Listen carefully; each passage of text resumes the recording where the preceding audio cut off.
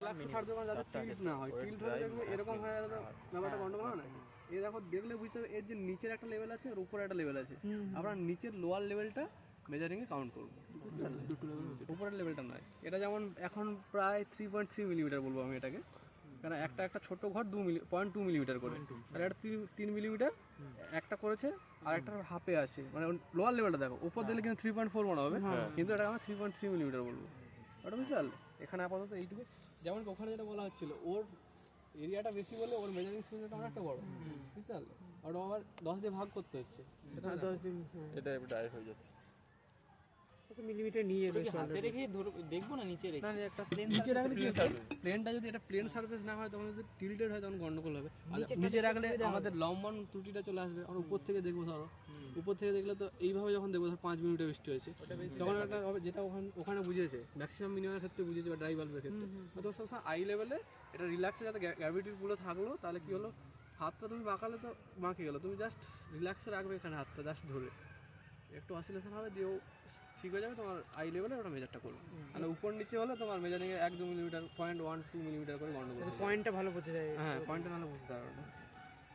আবার এইটার এই কাজ, এটা ওই যে 3টা অবজারভেশন হয়, প্রত্যেকটা অবজারভেশনে আমাদের নেট পাঠাতে হবে। স্যার বলছিলাম এখানে তো গাছপালা আছে, পাতা টাটা পড়ে যদি বৃষ্টির জল কালেক্ট করতে, হ্যাঁ এবার যেমন এটা আমাদের ওরা বিশ্বভারতী বলে দেওয়া হয়, যখনই একটু অবস্ট্রাকশন তো আছেই, মানে যখন ওই উইন্ড ব্যাপারটা চলে আসে, বৃষ্টি যদি মানে লম্বভাবে পড়ে ঠিক আছে, যদি ওটা উইন্ড ফ্যাক্টরটা ইফেক্ট করে তখন ও কী করবে, যে ওই দিক থেকে যেটা আসছে ইফেক্ট করবে। যেমন যদি গাছটা একটু ভেপে যায়, আমরা কেটে দিতে বলি, ওরা করে দেয় বিশ্বভারতী। এবার হ্যাঁ ইফেক্ট একটা আছে, নেগলিজেবল আমি বলতে পারি না। প্রকৃত অবজারভেটরি যদি বলা হয়, মানে অবজারভেটরি ক্রাইটেরিয়া যেটা, মানে এদের সাপেক্ষে এই গাছটা যতটা ডিস্টেন্স, ওর 10 গুণ দূরে ওটা থাকতে হবে। মানে গাছটা যদি 10 ফুট হয়, গাছটার এখান থেকে এই জায়গা থেকে অবজারভেটরি থেকে 100 ফুট দূরে থাকতে হবে। অত অবজারভেটরি পাওয়া যাবে না, একটাও খুঁজে পাওয়া যাবে না মানে ইন্ডিয়াতে। অনেক স্পেস দরকার। এই বিল্ডিংটাও যদি হয়, বিল্ডিংটা যতটা, বিল্ডিংটা যদি 15 ফুট হয়, ও 150 ফুট দূরে থাকতে হবে বিল্ডিংটা। মানে ওই রকম ফাঁকা জায়গায় আছে না আছে, কেমন এয়ারপোর্ট ফেয়ারপোর্টে গেলে ওগুলো তো খুব সেন্সিটিভ এরিয়া, ওগুলোতে আছে। মানে ওরকম ভাবে অবজারভেটরি কালেক্ট করতে গেলে তুমি একটা অবজারভেটরি করতে পারবে না, আমরা মানে হবেই না, জায়গা পাবে না, এডুকেশন কোনো জায়গায় পাবে না। মানে ইন্ডিয়াতে তুমি ভাবছো এরকম, তাই রাজস্থান মরুভূমি দিয়ে করতে হবে। মানে আমি এরকম কি করে করবে, তুমি অত ফাঁকা পাবে কোথাও? আর লোকালিটি ফাঁকা যদি হয় তখন বৃষ্টিও একটু, বৃষ্টির ইফেক্টটাও পড়বে, বৃষ্টি তো হতে চাইবে না না।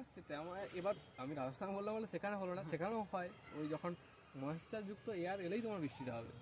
ময়েশ্চার যুক্ত এয়ারটা এখানকার আসছে কিনা সেটা তো, যেমন এই যে ঠান্ডাটা, বীরভূমের ঠান্ডা তো নয়, ও আসছে নর্থ থেকে, উইন্ডটা আসছে, ওর ঠান্ডাটা বেশি লাগছে, তাই তো। মানে আছে এর একটা টেম্পারেচার প্রত্যেকদিন উঠছে, ধরো 18, 19, 20 আবার মানে রেডিয়েট করছে, কিন্তু যখন ওইখান থেকে একটা নর্থ বেঙ্গল বা হিমালয় পাদদেশ থেকে যখন একটা উইন্ড ইফেক্ট চলে আসছে, তখন তোমার ব্যাপারটা কী হচ্ছে, ও ডিস্টার্ব করে দিচ্ছে বা টেম্পারেচার ডাউন করে দিচ্ছে। এটাই আছে ব্যাপার। নাহলে মানে ইফেক্টগুলো একটা সময় কোরিলেট, যখন এই যে তোমার ওয়েস্টার্ন ডিস্টার্বেন্স হচ্ছে, ও ইফেক্ট হচ্ছে ভূমধ্যসাগরের জলীয়বাষ্প এসে করাচ্ছে। মানে তখন কি, মানে জিওগ্রাফি তোমার উপর তোমরা জানবে ব্যাপারটা, ভূমধ্যসাগরের ময়েশ্চার কন্টেন্ট নিয়ে এসে এখানে নর্থ ওয়েস্ট ইন্ডিয়াতে বৃষ্টি ঘটাচ্ছে। কোথায় ভূমধ্যসাগর প্রায় 10 ডিগ্রি ইস্ট ফিস্ট হবে, 10-20 ডিগ্রি ইস্ট হবে, ধরো এখানে আসছে কোথায় ফেলছে, মানে 80 ডিগ্রি 70 ডিগ্রি ইস্ট ফিস্ট হবে, 70 ডিগ্রি 32 নর্থ এরকম হবে। তাহলে এটা হলো, কোনো ডাউট আছে আর কিছু? চলো এটা